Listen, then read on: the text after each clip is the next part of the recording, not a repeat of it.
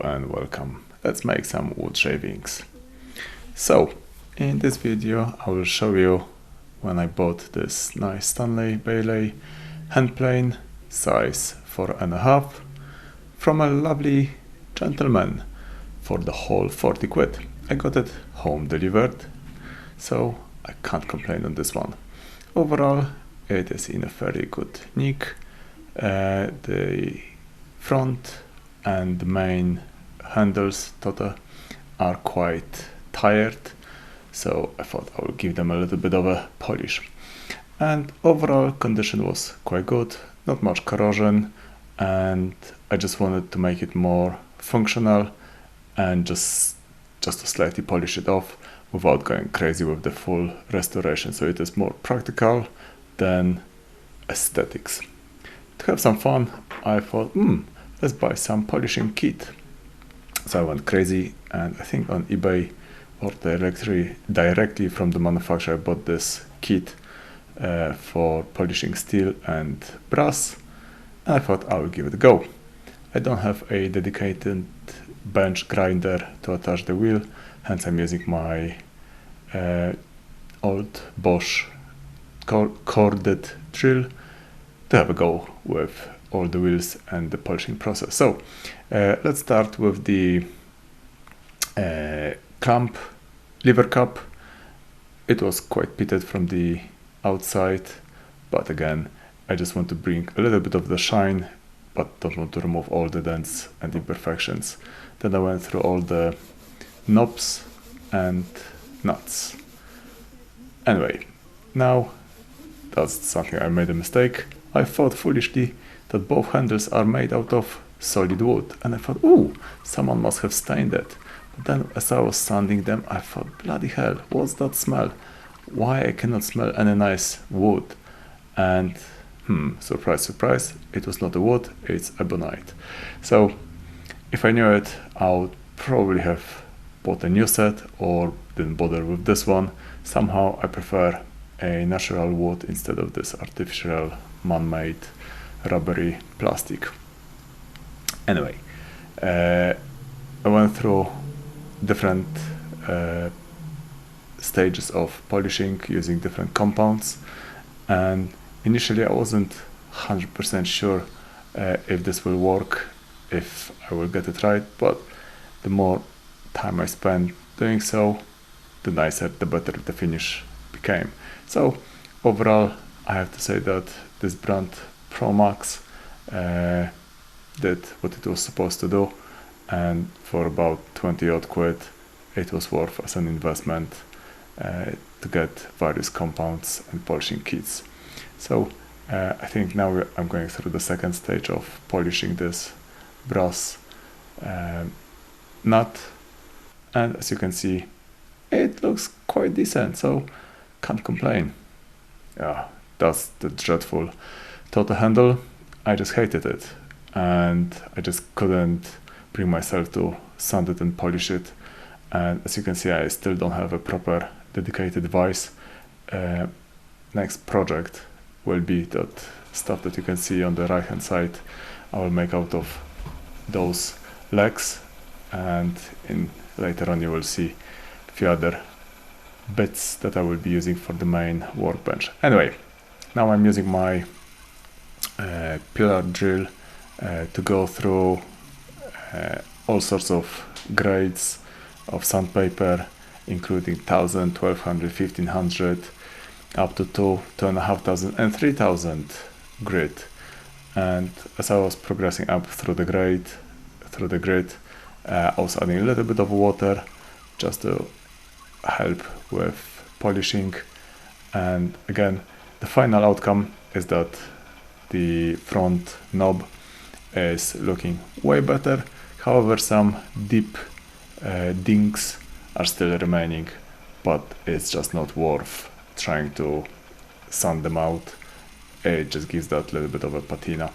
And now, just for fun, I just added this polishing compound just to test out if on ebonite it will do any good. Probably didn't, but I still enjoy the process. So the front knob was quite nice, and quite actually pleasant to handle. And then I thought, let's stick with the tote, the main handle, and I used the polishing wheels with less abrasive compound to make it slightly more shiny. And I moved to the frog, which was in okay shape, but it was not perfect. So I thought I would just give it a bit of a 120 grit sanding just to make it nice and smooth, just to get rid of most of the machining marks. And yeah, it looks pretty decent, so can't complain. Iron blade was really 25 degrees, so that was cool. However, something that I didn't notice initially was really cambered. So you will see in a second or in a minute that initially I started with grit 120 thinking, that will be nice and easy job. But then quite quickly I realized that it's not doing the job. All the edges were carved and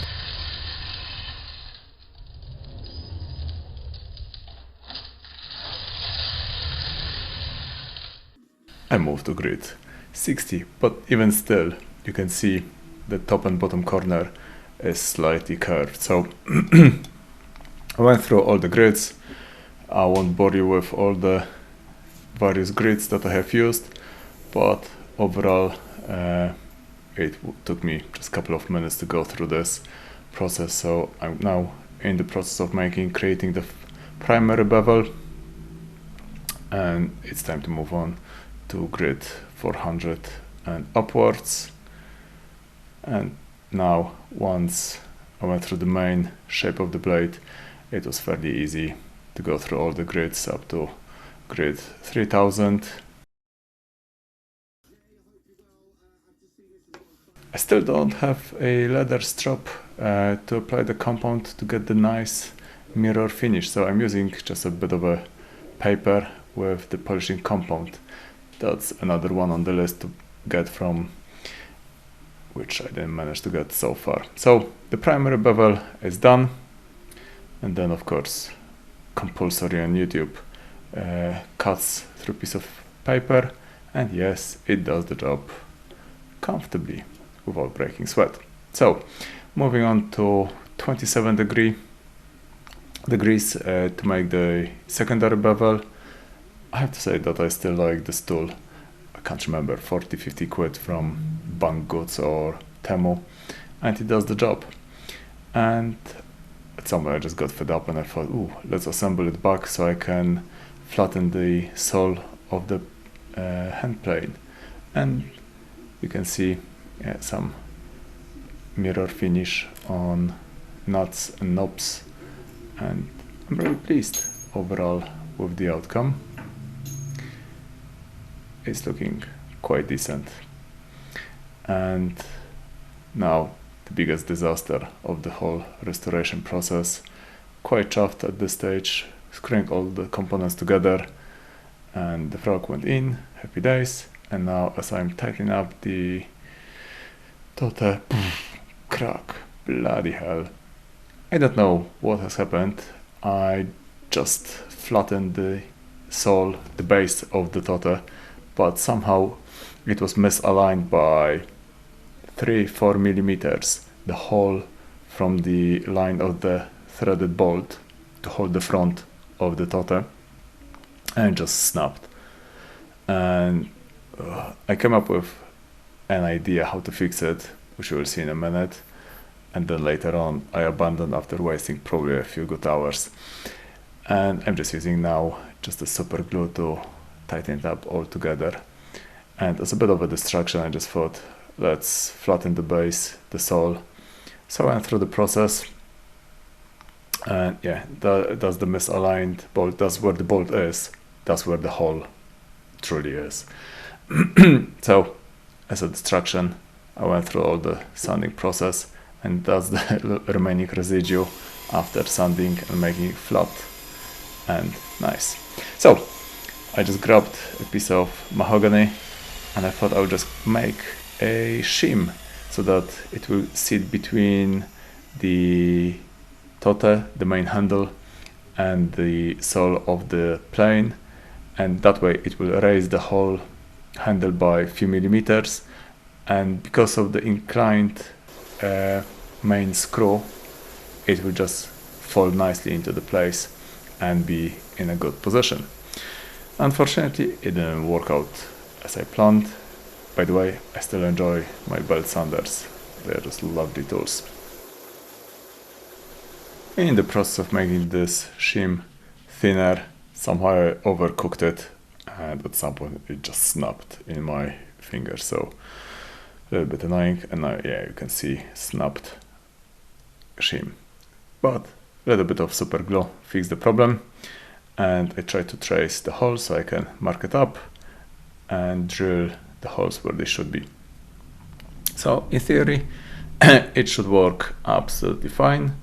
Unfortunately, reality was slightly different. So the lever that adjusts the alignment of the blade left to right was catching on top of the handle, and I couldn't operate it. So after spending a fair amount of time trying to find a solution to fix it, to be fair, the alignment is spot on. It is just bang on. However, top of the handle is catching the lever and it's absolutely useless. So I still went through this and I tried to optimize it slightly, to make it slightly thinner, to try to gain some clearance, but at the end of the day it didn't work out. So I spent even more time trying to make it work, but no luck. I just got frustrated and just thought, oh, let's polish the sides, just have some fun.